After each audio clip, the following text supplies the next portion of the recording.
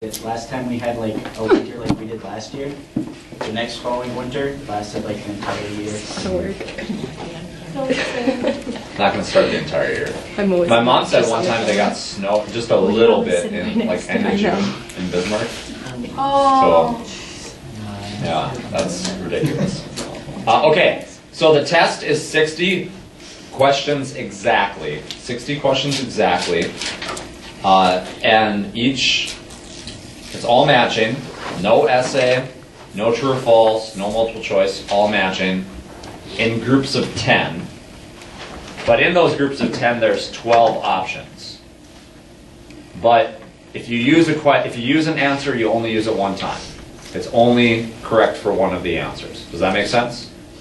So again, there's two options you won't use, but if you do use an answer, you won't use it again. So that's structurally how it's laid out.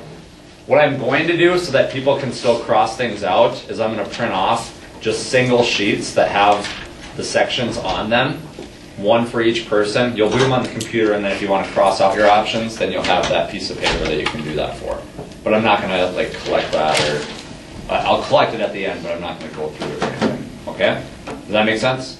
So I know that some people don't like the computer because you can't cross stuff out. Well, that takes care of it, and I think it's faster than filling in the bubbles. So you'll do it on the computer on the Google form thing, and then when you're done, you can have the time to work on the level 3 project. The rubric for that is on SharePoint right now. Or if you want to study for a different class or whatever, I don't care. All right? So in the sections, in essence, here's what the matching sections are about. Matching section 1, some of these are merged a little bit, but matching section 1 is basically terms related to psychological testing and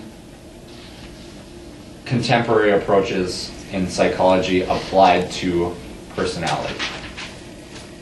So again, matching section number 1 basically is terms related to psychological testing and contemporary approaches in psychology. Matching section number 2 is all on subconscious stuff. So it's basically on the psychoanalytical perspective in personality. So what are some terms that are going to be in that section? What do you think? Yeah, id, ego, superego. What else do we spend a lot of time talking about related to that? Defense mechanisms. There you go.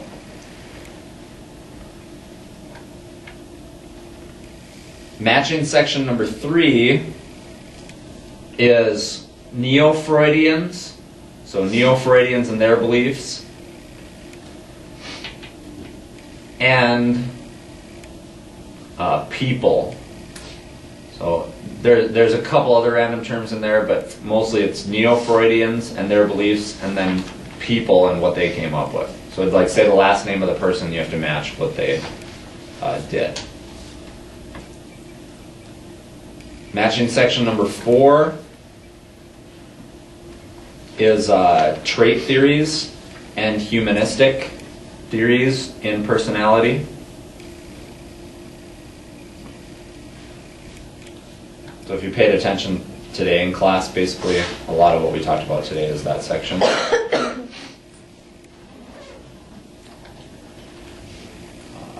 Matching section number 5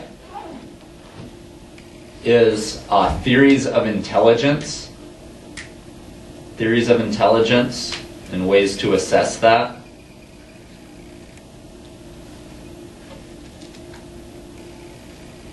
And then the last matching section has to do with 2 specific theories of intelligence that are really, really popular. And those again are in the notes. So if you read the book, there's one theory of intelligence that's really, really pushed.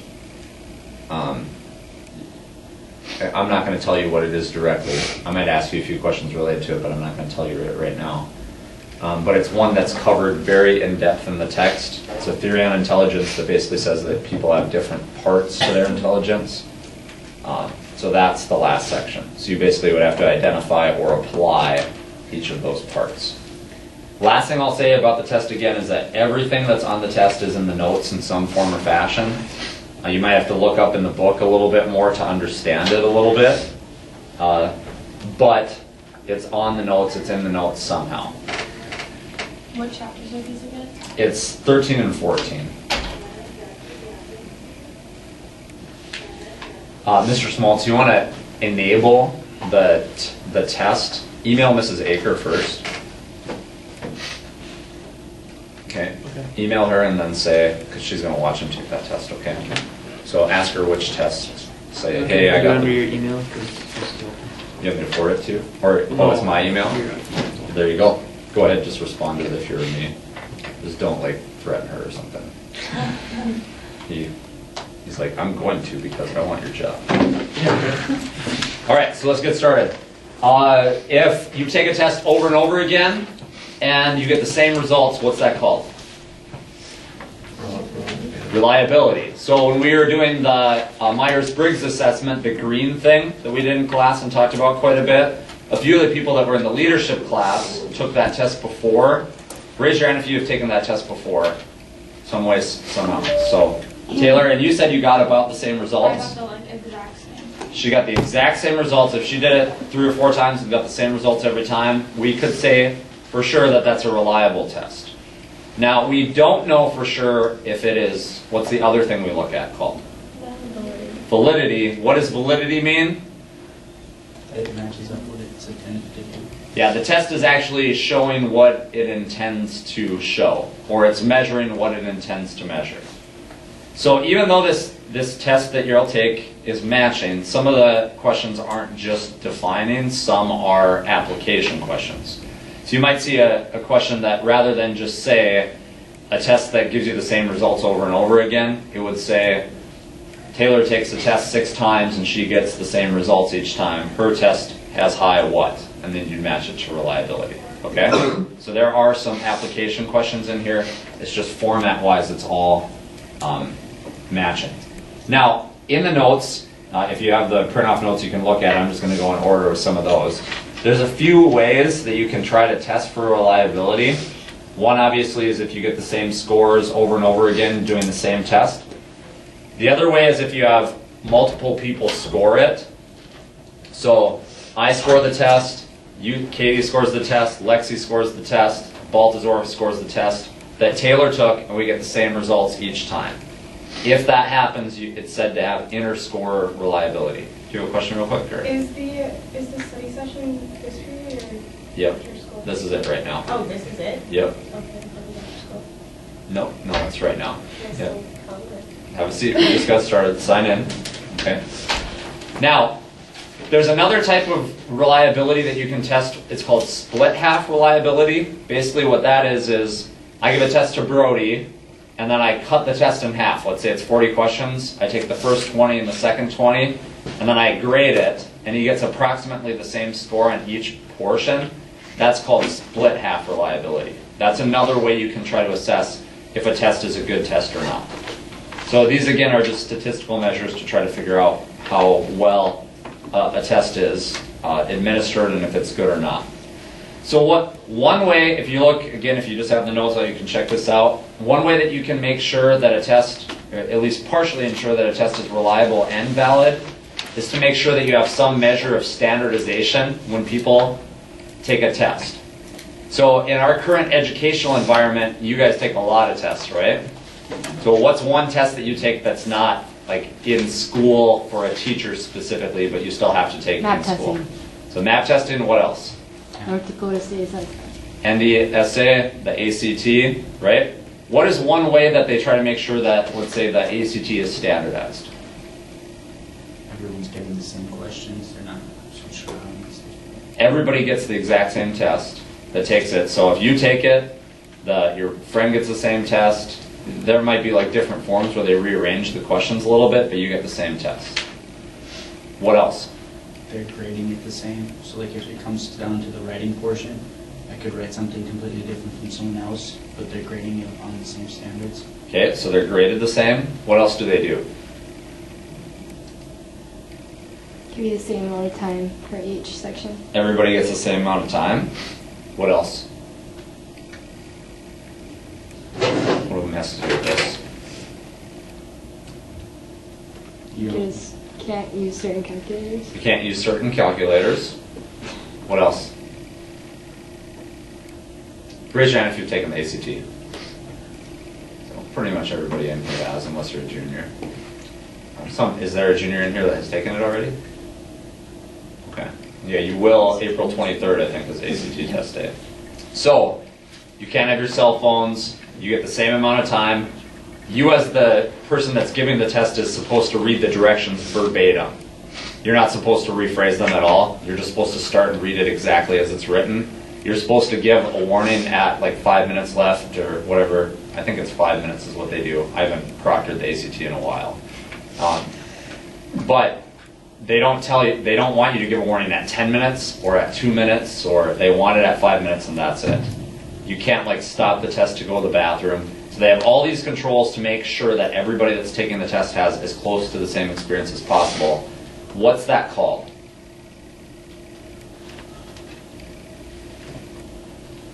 They want to make sure that a test is administered and scored the same way. Try to check it. What's that called? Standardization. Yep. So have you heard school tests be referred to as standardized tests before? Like the NDSA? So that's where they get that term from. Standardization process.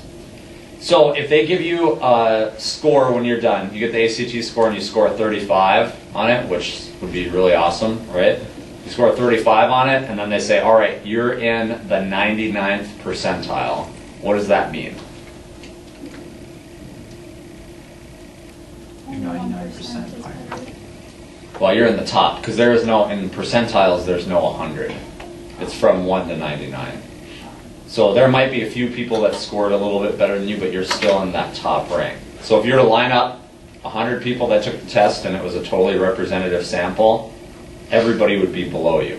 If you score in the 50th percentile, does that mean you got a 50% on the test? No. No, what does it mean? 50 people above you got better, and like half got better, half got worse. Right, there's an equal number of people that got a worse score than you as a better score. You're in the middle. That's called the percentile system again. Okay, what is the term for the ability to acquire new ideas and behavior and to adapt to new situations? Again, verbatim from the text. What's it called? Intelligence. Intelligence.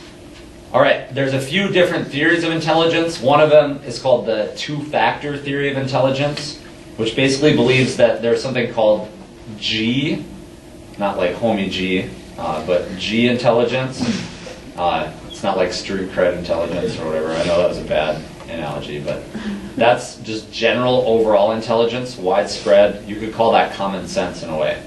And then they also have something in the two-factor theory that's called the S. So if in two-factor theory of intelligence they have G, which stands for general, what do you think the S stands for? Specific, and that would relate to math, reading, whatever else. So there's a bunch of different specific areas in two-factor theory. There's also a theory of intelligence that's called Gardner's theory of multiple intelligence. That is like super, super popular, especially in education and in psychology in general as well. But so Mr. Smolt's a student teaching with me right now. He's in world history though, so he doesn't actually work with us in psychology. But have you heard of Gardner's theory of multiple intelligence before? Yep. Like on a scale of 1 to 10, how much is it referenced? Oh, it's referenced a lot. So like an 8? Yeah, but its effectiveness is a whole nother story. Yeah, people debate on the effectiveness of it. But so if you've ever heard, like in schools, people say, oh, we have to teach to different learning styles using different intelligences. Raise your hand if you've heard that discussion at all. They're implying you should use Gardner's theory of multiple intelligence. So that says that there's intrapersonal, which would be like your ability to look at yourself and kind of reflect on yourself and understand yourself. There's interpersonal. If there's intra and it's yourself, what is inter? Others. Understanding others. There's also verbal intelligence. There's logical, mathematical, spatial, musical, kinesthetic, naturalistic, and existential. There's, again, quite a few.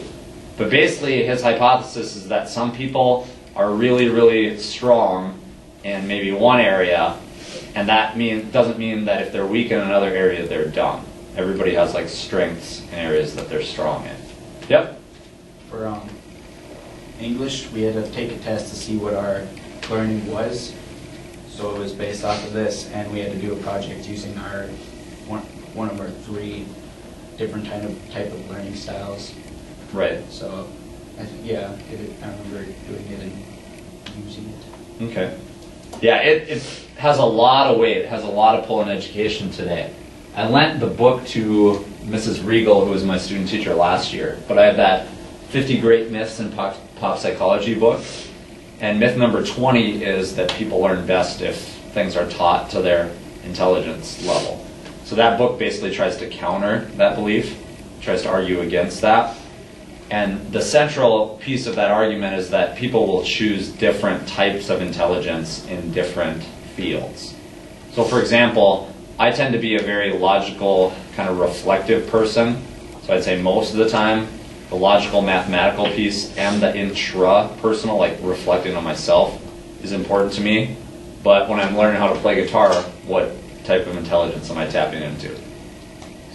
Musical, yeah. So it's hard to apply the, they would say it's hard to apply the intrapersonal to musical per se. So there's another theory of intelligence that's called Sternberg's theory of intelligence, which is in general referred to as the triarchic theory of intelligence. The triarchic theory of intelligence. Here's a real tough question for you. How many parts of the intelligence do you think are present in the triarchic theory? 3. Very good.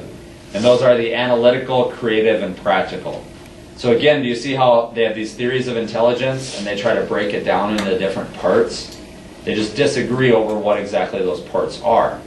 There's also some people that will say emotional intelligence. If you hear that term, emotional intelligence, that relates to the interpersonal and the intrapersonal. So there are some people that are like really, really smart. They know a lot of facts. They can communicate well. But if stuff happens that like kind of messes with them, that's hard for them to handle, they might fly off the handle or start crying or like break stuff or whatever. So this theory would say in essence that their emotional intelligence is low. Does that make sense? So again, there's different ways to try to analyze intelligence. Now, what's the most common measure of intelligence? You hear a number, you hear a term, what's the most common measure of intelligence? The IQ test. What does IQ stand for? Anybody? Intelligence quotient. How do you calculate your IQ? Take an IQ test. Okay, and the most popular IQ test, again, if you have the notes, you can look and see what it is. What is that called? It was developed by a guy at a college, and they merged his name with the college name. It's called the Stanford-Binet IQ test. So, Stanford-Binet IQ test. How do they calculate your IQ then, Levi? Mental age over actual age multiplied by 100. Mental age divided by actual age times 100. What's your So, mental age? what is average intelligence then? In that scale, what would average intelligence be? Was it 120, is that? Well, if your mental age divided by your actual age times 100, what should everybody fall at? Let's say because you should learn as much as you are old is part of the hypothesis here. So I'm 32, my mental age should be 32 roughly also. So 32 divided by 32 is what? 1. 1 times 100 equals 100. So for you to be in the normal range of intelligence, you should be around 100. So if the number goes up, what happens to your intelligence?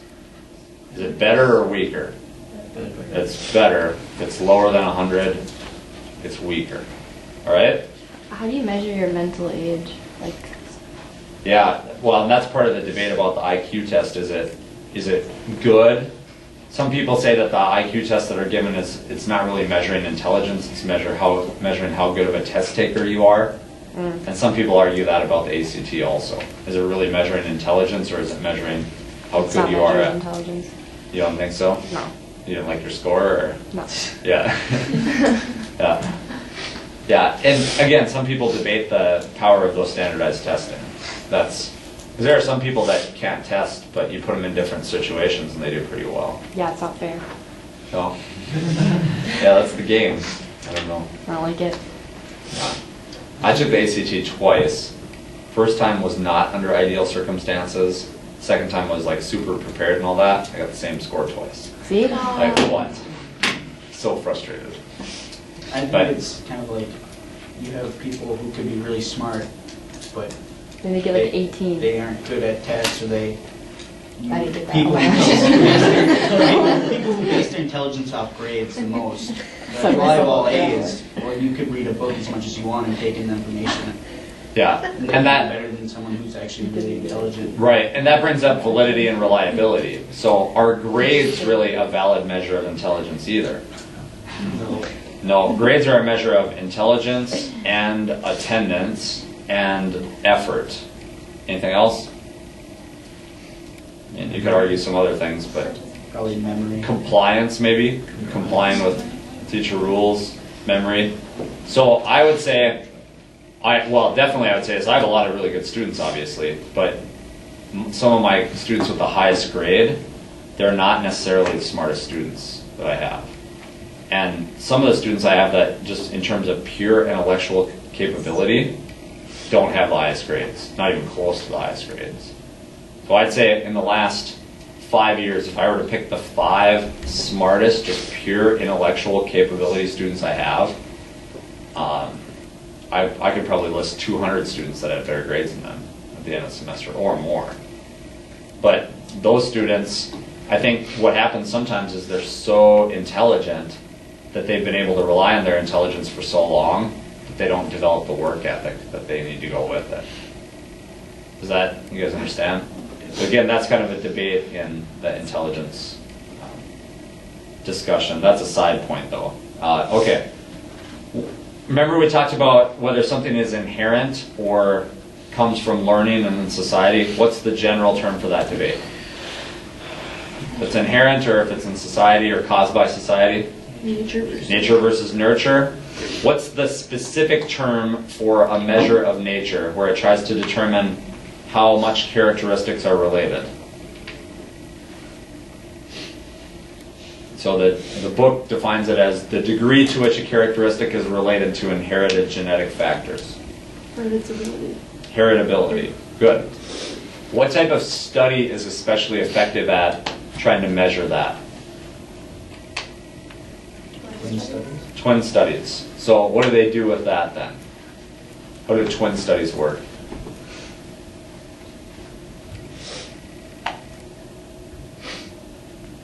What they typically try to do is they try to find, this is like the gold mine of nature versus nurture debates. They try to find identical twins that were separated at or close to birth and adopted out.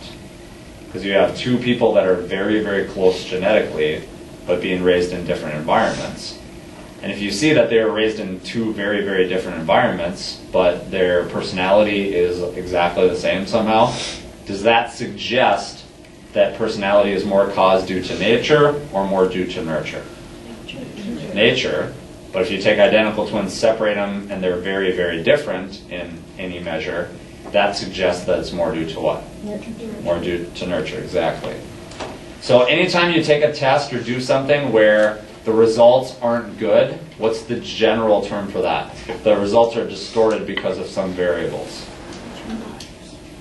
Okay, just bias. So in the text it talked about intelligence testing and bias against people from different backgrounds. What do they call that? I think I heard you whispering it. Cultural bias. Cultural bias. Okay. All right. So we talked also a little bit about different tests, the difference between an objective and a projective test. In a projective test, or well, let me just do it this way. What's the difference between an objective and a projective test? In short, what's the difference between the two?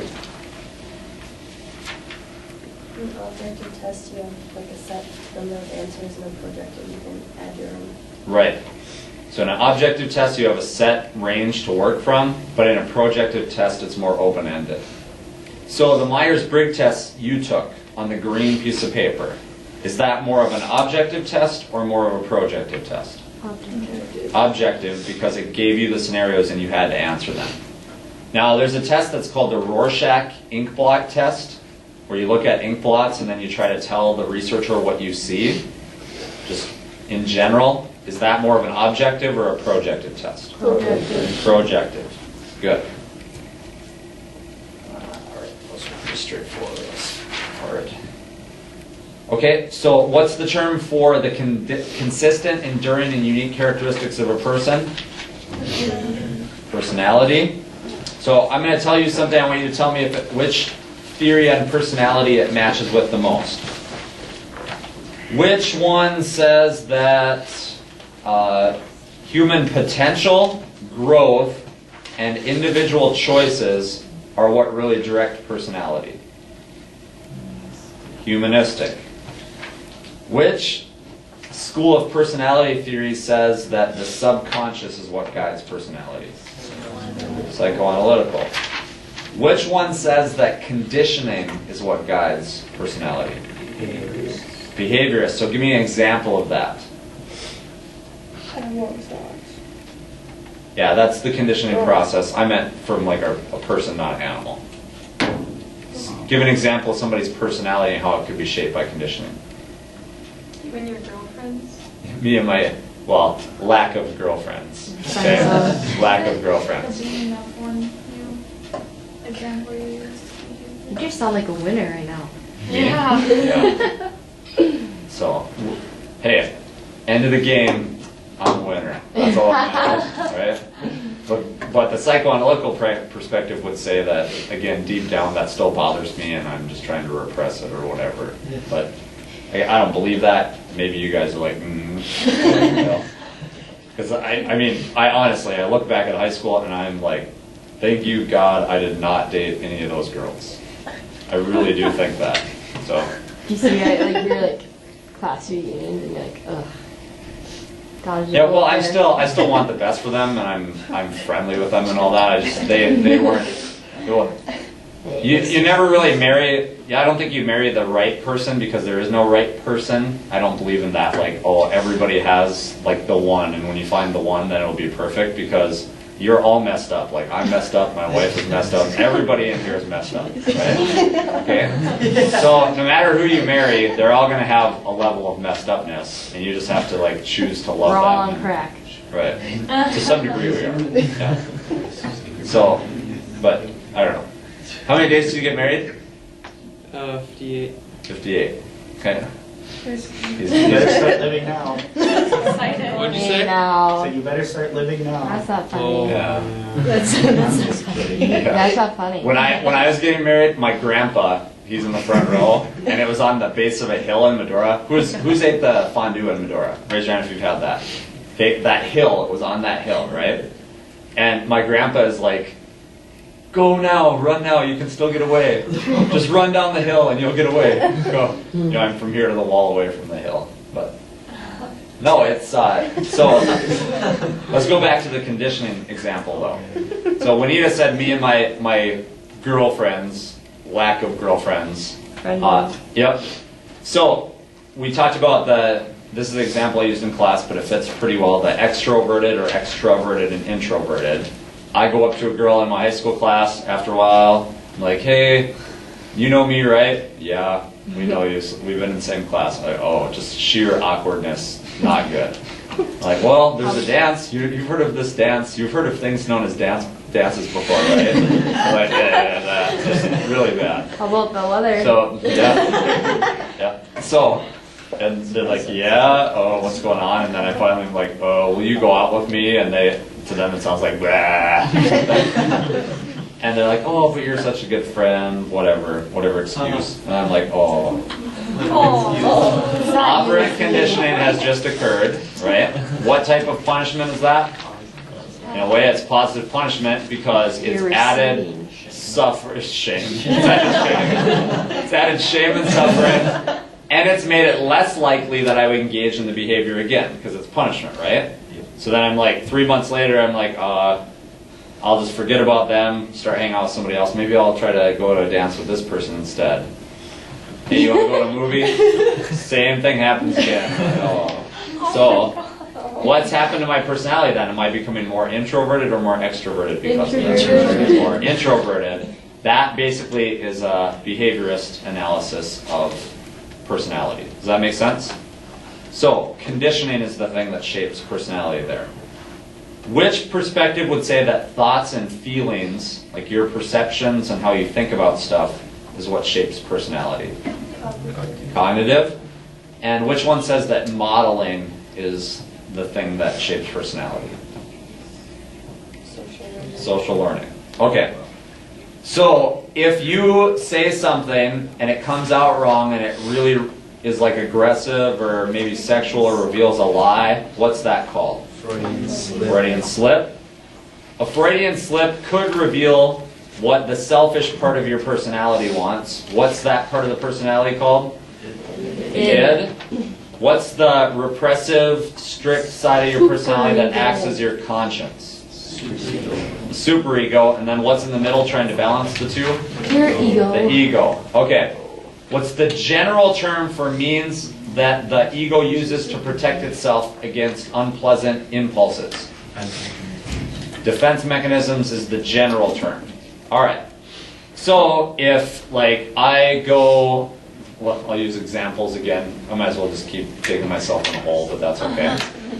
So if I go ask a girl out in high school, and then she shoots me down, and then later in that day we have dodgeball in gym class, and I like bury the dodgeballs into people when I'm playing dodgeball. What's that an example of?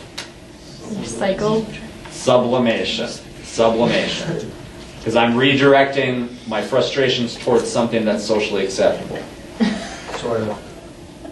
Yeah, well, dodgeball isn't as socially acceptable anymore. There's groups that want to ban it because it What? singles out the weak and... Wow. That's not what happened. This is America. Yeah, there's actually they actually created a version of tag where nobody is ever hit, and people like, I don't know, hold hands or something. Hey, you know what? There's this really wimpy kid in my class in 8th grade, and he was really good at dodgeball. So I don't think that's true. I don't want to sound like abusive, but if my child ever says that he wants to play that game, I might have to beat him. Okay. Why would you say that? What's wrong? All right. Horrible. Let's go to the next question. I'm worried. So, if, let's say, Mr. Barbour is upset about how weak society is getting, and he can't do anything to society because society has more power than him, so instead he like picks on his kid. Yep. What's that an example of? Abusive father. Displacement. Displacement. What if, to use the example of me in high school, I ask a girl to prom, whatever, and then she shoots me down, and then on the way home, I'm like riding in the back of somebody's car, and I crawl up in the fetal position in the back and suck my thumb and start crying. Regression. Okay? Bad memories right now. I never literally crawled in the fetal position, sucked my thumb, and started crying. Maybe take the crying piece out or something. But, okay, next one. What if one of my buddies treats me really mean and I am mad at him, but instead I treat him really, really nice? Reaction formation. So to use a movie analogy that I overuse probably because I've seen it now 30 times, because I show it every year in sociology, and to use Mean Girls. I already knew that, and I'm not even in your class. Right. Gretchen Wieners, who's really mean to her in the thing? Regina George. She's mean to everybody. What does Gretchen do right away? Like she's like, well, not that part. Oh. But she's like, hey Regina, how are you? And she's trying to fix her hair and trying to be super, super nice to her. You remember that? You could say that that's reaction formation. All right, I think you guys get it. Who was the contemporary of Freud who thought that people had an inherited part of the mind that had instincts, urges, and memories that were common to all people? What was Freud's contemporary? Carl Jung. It's German. It's German, so you usually hear it pronounced like young with She a. said jung. I wrote jung. Okay, next one. What is that part of the mind called? It's unconscious or subconscious, but there's more to it than that. Collective? Collective, exactly. So, a representative, a specific representative of the collective unconscious, where it has like the ideal example of somebody, like the perfect example of something, what's that called? Archetype. An archetype. Good. So, what's an example of that then, Luke? Skywalker. Luke Skywalker in Star Wars. I was like, what? Anybody else? Any other examples David and Goliath. Wait, what? of an archetype? David and Goliath. Yep, that's what I said, so I wasn't sure. Okay. So basically, think of stories where there's an underdog and the underdog fights hard and they're like a good person. Remember the Titans. So every movie that you think that's like that, those really resonate with people because of the common themes. All right? If you're somebody that is driven by your feelings of inadequacy, what is that called? What do you have? You have an inferiority complex. Exactly. Okay? All right, from the humanistic perspective, what's the tip of the pyramid called? What's the goal? Self-actualization. Self-actualization. Good. In order to become self-actualized, you have to view yourself in a positive light. Yes. What is that called? To view yourself in a positive light. Yes. It's called positive what? Regard. Positive regard. Now, there's something related to positive regard that's basically a set of categories that you have to fulfill to meet yourself, to make yourself feel good. I'll call these ifs sometimes. So, I'm a good person if I get a job and I'm a good father, whatever those ifs. What are those called? Conditions of worth. Good. So, if you get a person that, like, their view of themselves and their self, they embrace all their desires, feelings, and experiences, they become self-actualized, what do they call that person? Fully functioning. Okay. So, I'm going to let you guys explain a few things to yourself. I need some water, like, horrendously, so give me, like, a minute to take a break to do that. Today we talked about trait, cardinal trait, surface traits, and source traits, remember, in class? So talk about those real quick. Give me like a minute to fill this up with water, and when I come back, we'll discuss those, okay?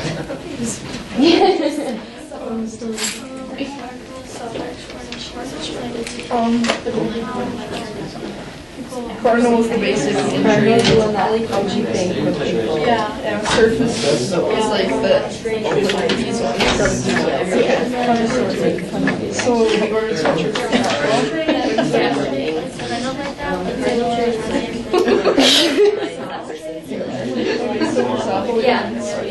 like she said it's done and she's like, oh, she's done it. So she was like, well, I was stuck on baby man. What? What is that? Yeah, this isn't my usual Like when she's all embarrassed about herself. no real idea. She's like, I'll say,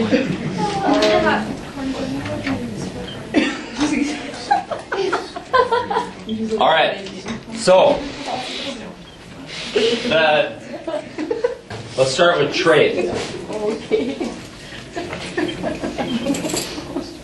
So again, the definition for that is the tendency to react the same way in similar circumstances. What's the difference between that then and a cardinal trait? So a cardinal trait obviously is a specific type of a trait. But how would you define cardinal trait then? It's like what? What if I see the most, I guess? Yeah, it's the dominant, pervasive, most common, most visible trait for a person. So for like Samson, what would his cardinal trait be maybe? Those of you that know him. McDonald's. That's not really a trait. I'm kidding. Funny. Huh? It's beard. No. Beard's not really a trait He's either. funny. Humorous. Humor? Would you say humor? Funny? Humorous? Yeah, that could fit.